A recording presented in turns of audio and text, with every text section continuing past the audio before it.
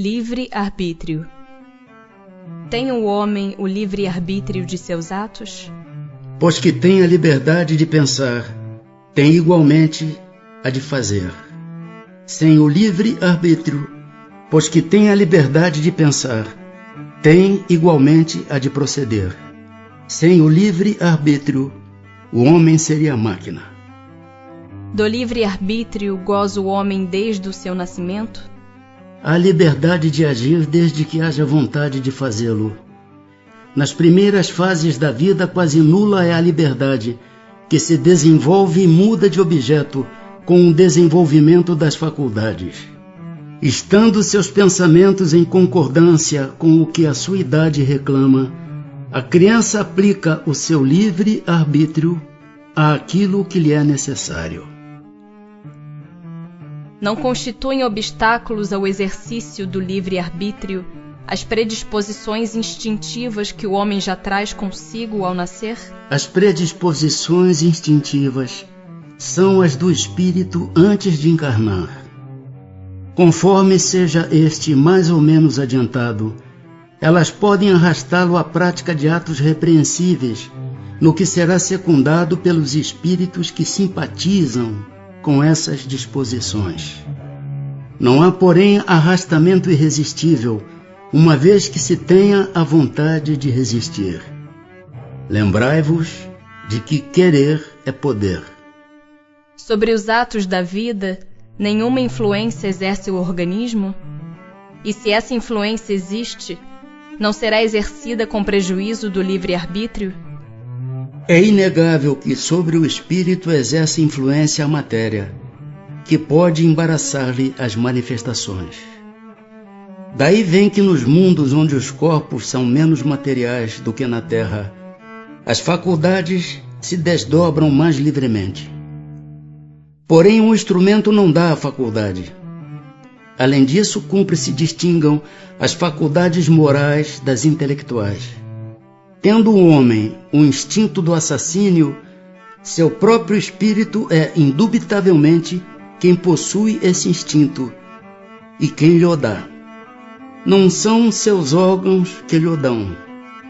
Semelhante ao bruto, e ainda pior do que este, se torna aquele que nulifica o seu pensamento, para só se ocupar com a matéria, pois que não cuida mais de se prevenir contra o mal.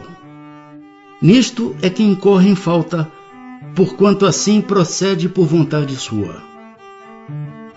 A aberração das faculdades tira ao homem o livre-arbítrio?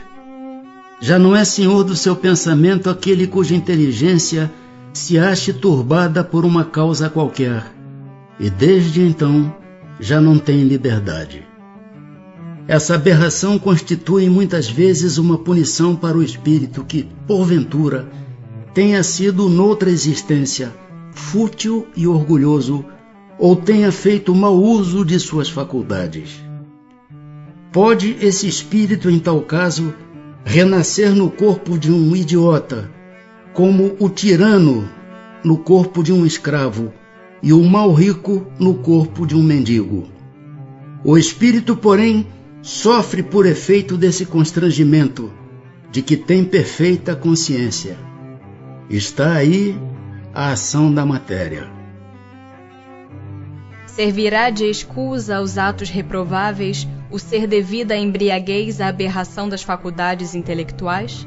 Não, porque foi voluntariamente que o ébrio se privou da sua razão, para satisfazer a paixões brutais. Em vez de uma falta, comete duas. Qual a faculdade predominante no homem em estado de selvageria? O instinto ou o livre-arbítrio?